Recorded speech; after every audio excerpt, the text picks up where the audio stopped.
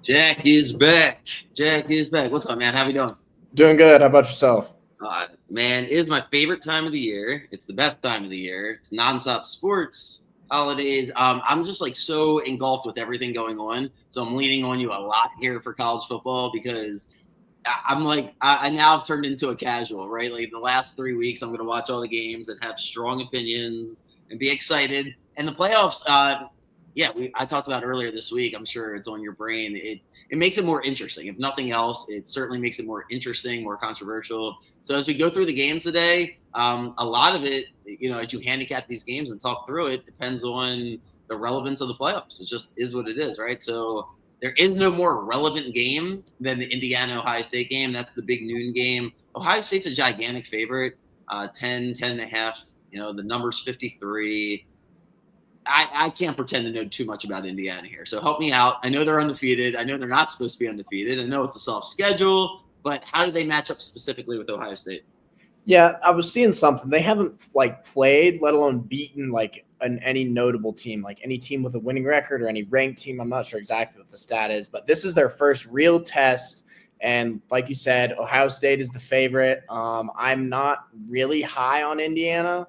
I mean, it is. I'm pretty sure it is in the Horseshoe in Columbus. So I'm pretty high on the Ohio State cover here. That'll probably be one of my plays that I release.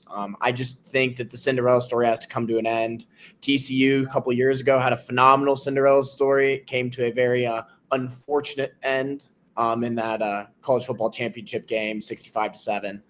I think Indiana's is kind of a similar situation, and it sets up the they can bitch about going 11-1 and not making the playoff, but you never really played anybody or beat anybody.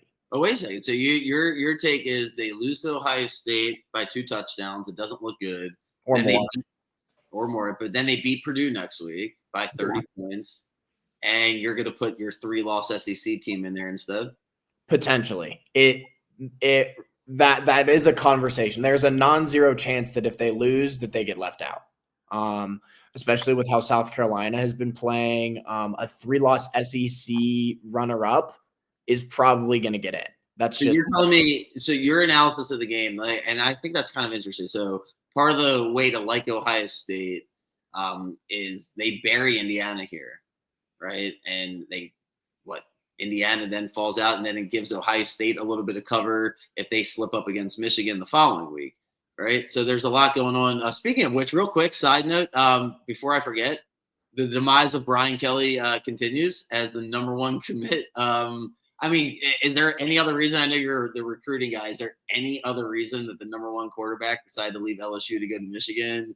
It's not Brian Kelly. They don't have enough money. It's a shit ton of money. I was reading it to somewhere between $10 and $12 million valuation. I know Portnoy said he was going to buy a quarterback, and he just did. Wait, so that's all this. I mean, there are a bajillion other schools you could go to instead of Michigan. And yeah, he's a stud. Bryce Underwood, I think is his name. He's a stud. Where's he from? I know he's from up north. He's from the Midwest. Kind of ironic. Connor Stallions is actually going to coach him in the high school playoffs. So the more Connor Stallions is now a high school OC, and I guess he's jumping ship or transitioning or something along those lines to Underwood's high school. So to prep him for Michigan. Yeah. I don't know. Did you watch the first Netflix thing on him?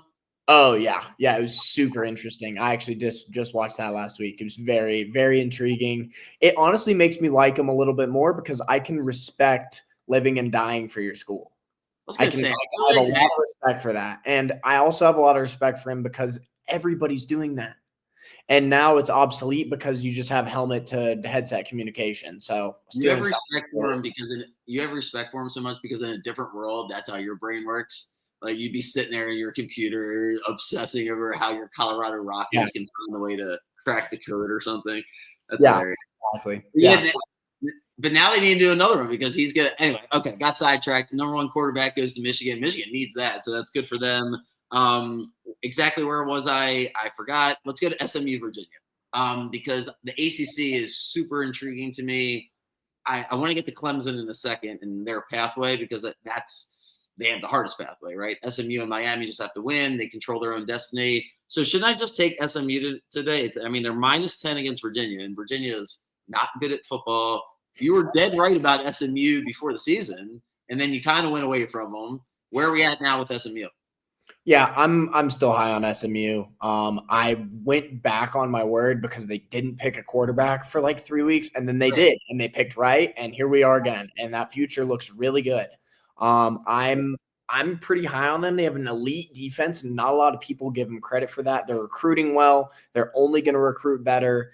I would say just because of their money and their endowment, they're sending a lot of it to athletics. So not even this year, even if this year they end up losing to Miami in the ACC championship game, I'm going to put a future on them to win the ACC next year just because they have a good coach, they have a good scheme, and they're getting the guys. And they're a team that is a force to be reckoned with. Would it shock you, though, if the game was a little closer today, or do you think they blow them out? I think they can blow them out. I think they're finally hitting their stride, and I think they'll blow them out. Is that game today or is that tomorrow morning? Yeah, right. So I'm sorry. We're recording Friday night. So yeah, yeah. Saturday morning, like noon kick. I'd say I'm high on SMU. To me, the other noon kick tomorrow, Miami is that. To me, they have to run up the score, and Wake Forest is god awful. Is there value there? Take Miami's at home -24. No, stay away from that. I'm staying away from that. It's Cam Ward and a bunch of other guys. And that's really all it is. I think Cam Ward and Shedeur is going to be quite the competition to see who's the first QB off the board.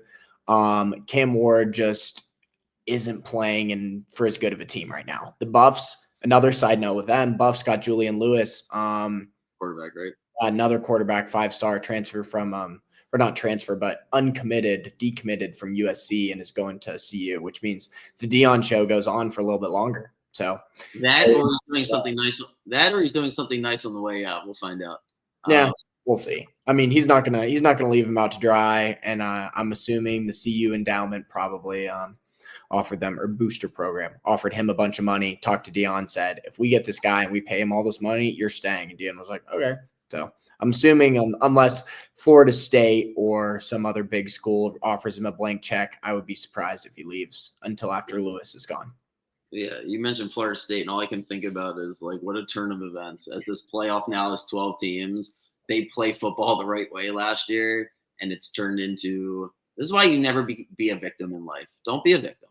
You lose by 60 points to Georgia. You cried all the time. Now you don't even have a program. Lord knows what's going on in Florida State. All right, back to a noon game. SEC, Ole Miss, and Florida. I'm confused there. Florida beat LSU. You would think they're in a good mood. They're trying to make a bowl game. They're getting 11.5. I know Ole Miss wants to run up the score. Talk to me here. Is Ole Miss blow them out? Because this just feels like a field goal game at the end. I agree. I'm high on Florida. Florida played us close, us being the Georgia Bulldogs.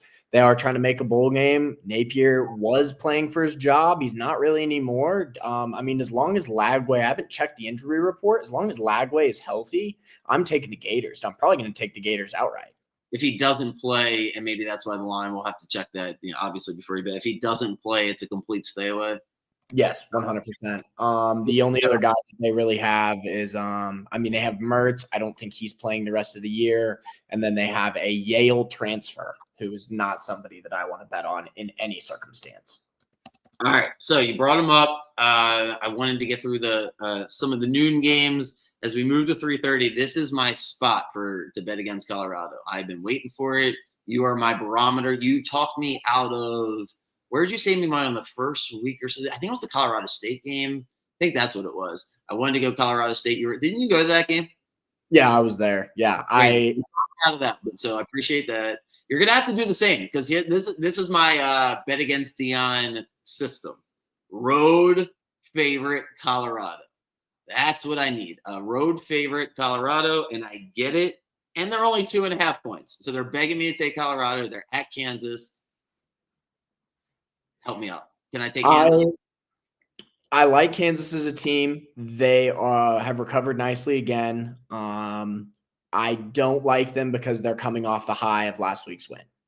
Yeah. That's the thing. It's hard to be the upset and be the underdog 2 weeks in a row, regardless of if you're at home or not. And CU has everything in front of them. They went out there in the playoff. They're probably getting a bye, realistically. So it's shaping out right now. I just don't see Kansas as the team to play spoiler to the number 1 and number 2 contenders in the conference. And the Big 12 is only getting one team. So it is, whoever battles it out there. It's at Arizona State, Iowa State, BYU, and Colorado. Those are the 4 possibilities. Yeah, Iowa State has a tough road. It's pretty much Arizona State, BYU, which is actually tomorrow as well, playing for a spot in the championship. Realistically, there's a few other weird, wonky scenarios that could come about if Arizona State beats BYU and CU loses and Iowa State loses and there's some carnage. There's definitely some potential there for some weirdness to happen. But realistically, it's CU wins out and then the winner of that Arizona State BYU game. One of the things that I would say 90%, 95% of the prognosticators that I paid attention to before the season actually got right is that Penn State was going to be the biggest beneficiary of this new format because they have a soft schedule, and here we are. So now they beat Minnesota. They beat who's the last team? I think it's Maryland, right? They win those 2 games, they're in, even though they're going to get in basically without beating anybody any good. So do they run up the score against Minnesota? They're minus 12 today. My football karma gods had Minnesota winning this game, so Penn State gets screwed out of it for not. Didn't they? Unless I'm mistaken, but I don't think they played anybody this year, did they? Penn State, yeah. I mean, not really. They don't have any good. They don't have any good wins. Let's put it that way. Penn State has no good wins. I'm pretty high on Minnesota. Brosmer is the quarterback out there. I'm kind of leaning that way. I need to kind of look at the matchup a little bit more there. But I kind of agree with your understanding. They're a great team that can play spoiler, and they have a good coach, and that's something that will get you in those games. So the Big 12, you said Iowa State's got the toughest path. It's pretty much an elimination game here. BYU's at Arizona State. Nothing, BYU does not want this year to be like, oh, it was a feel-good year. Like, this was awesome. They were projected to be the worst team in the Big 12 by, universally. Like, they were – and Arizona State was supposed to be bad. That was my one bet in college football. Like, I had CU was supposed to be bad, too. CU's win total was 5.5. Like, there's a lot of parity in the Big 12. And Arizona State probably will have the best player on the field in Scatterbo, their running back. It's also kind of ironic. Arizona State's QB is LDS, Latter-day Saints. So he's Mormon. And BYU's quarterback is Jewish. And he's one of 3 Jewish people in the entire school. So it's going to be interesting. I saw some funny tweets talking about Arizona State fans saying, hey, our quarterback is Mormon. So, lay off the jokes a little bit. So I need to find out what the other 2 Jewish people are doing at BYU. No, I know.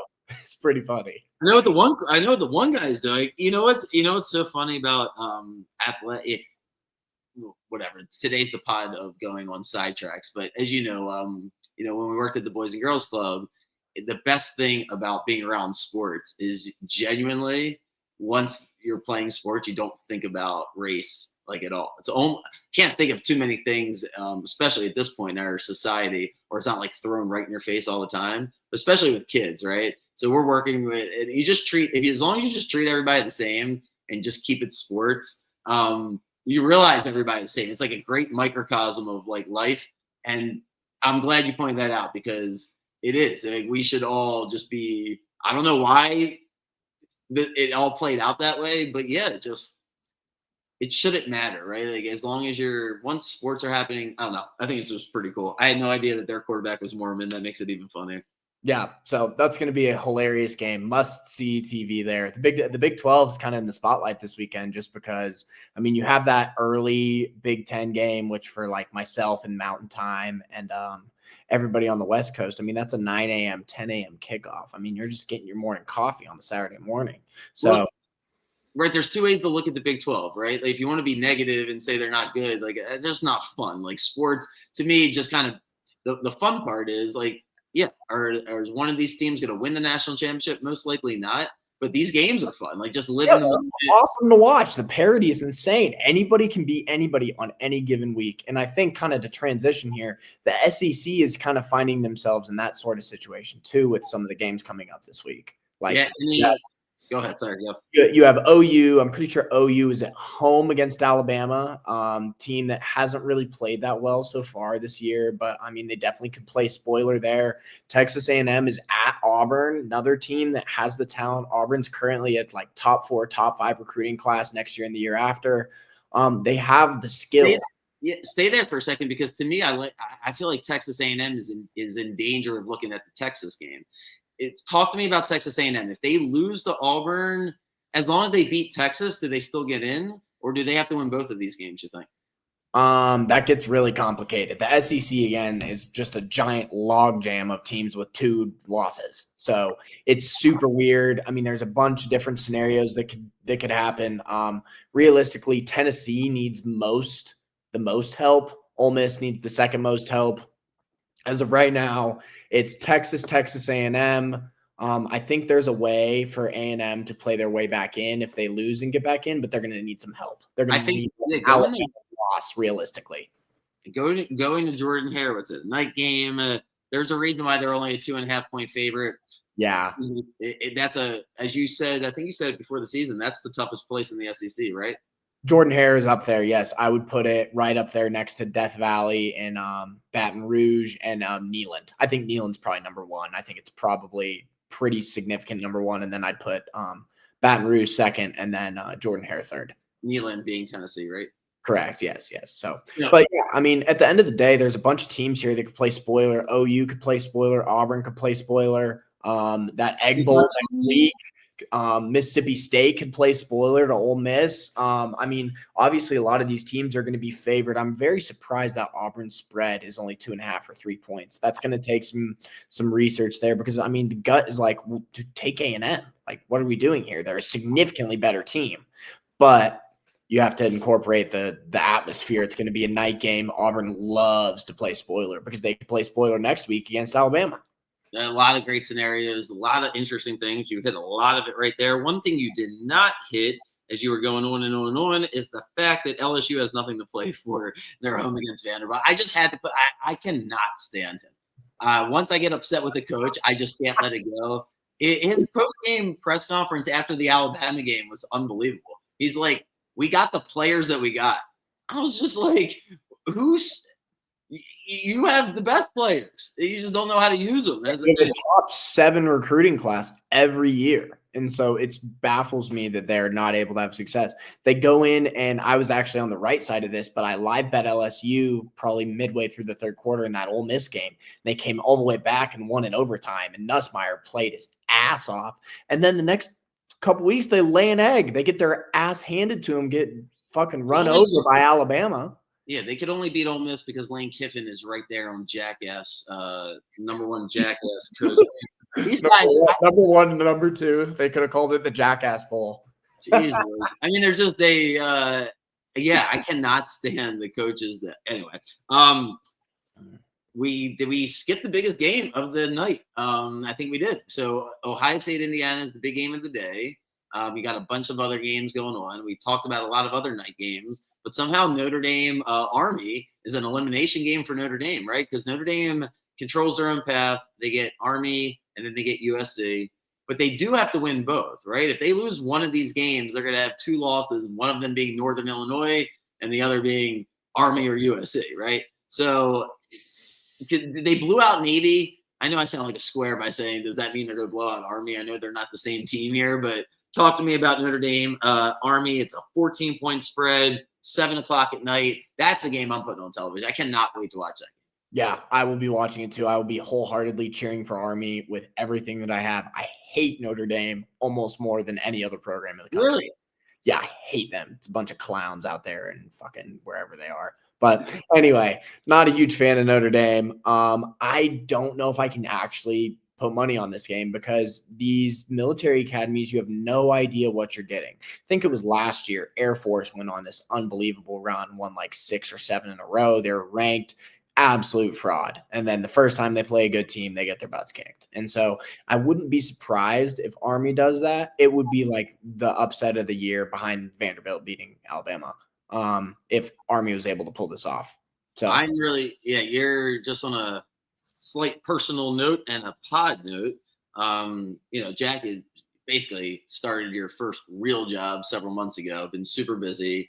That's why picks haven't been flowing as readily as they will be here down the stretch as we get towards all these bowl games and whatnot. We're gonna do some more pods and making them more specific as we get closer to the playoffs. I really want to dive into like certain scenarios and like the rationale behind it because it is interesting. We could do it. The fact that there's no like tech that they haven't come up with an algorithm to figure it out when there's an algorithm for everything, and we just have old people sitting in a room trying to figure it out. Well, no, we did. We had an algorithm. And it was called the BCS, and it worked great. And what we should be doing now is having the BCS be the algorithm for the 12-team playoff. It's not hard. Instead just of update it, right? Just perfect the algorithm. I sound now great. I'm always against the algorithms. Here we go. Now I'm pro algorithm. Let me throw two things at you before we go for Sunday because I need to know if I'm missing something. I got two bets that I really like. First one's the Colts. I like, in full transparency, anybody that's listening knows I've liked the Colts before the season started. And I love this spot. They're home against the Lions. If there was a definition of a trap game, it's got to be this one. The Lions get Thanksgiving the following week. They're playing an AFC South team. You can't be excited about every single game. I know the Lions are rolling right now, but the Colts, I was super impressed. I thought the fact that they came back and won, almost if they would have won like 19-10 and the Jets were just terrible last week, that might have not made me feel good. But Richardson gets the game-winning drive. Then they sack Rodgers to end it. If you don't want me to lose any money and you think the Lions are going to blow them out, now might be a really good time to tell me because I like the Colts a lot. Yeah, I'm kind of on the opposite end of that. I'm probably going to stay away from it, but I love the Lions. I mean, they're the anti-Jets, realistically. The Jets are the worst oiled machine in the entire NFL. They have all of the pieces, but they don't fit very well together. The Lions also have all of the pieces. Some of them are hurt. They are playing so well. It's like running into a brick wall. And yeah, like Anthony Richardson played good last year, but I honestly, and maybe this is a bit of a hot take, I would rather be starting Flacco just because of the experience aspect. I don't know if he's ready for what the Lions are going to bring. Right. So that would be a bold thing to do, right? Hey, Richardson, you won last week, but the Lions. No, they're not going to do that. But like from my point of view, the way I look at it is you're going into the I'm pretty sure it's in Indy, right? That's why I like it so much. Yeah. Like you're still in the Lion's den. Like you're at home, but the Lion is now in your house. Pun intended.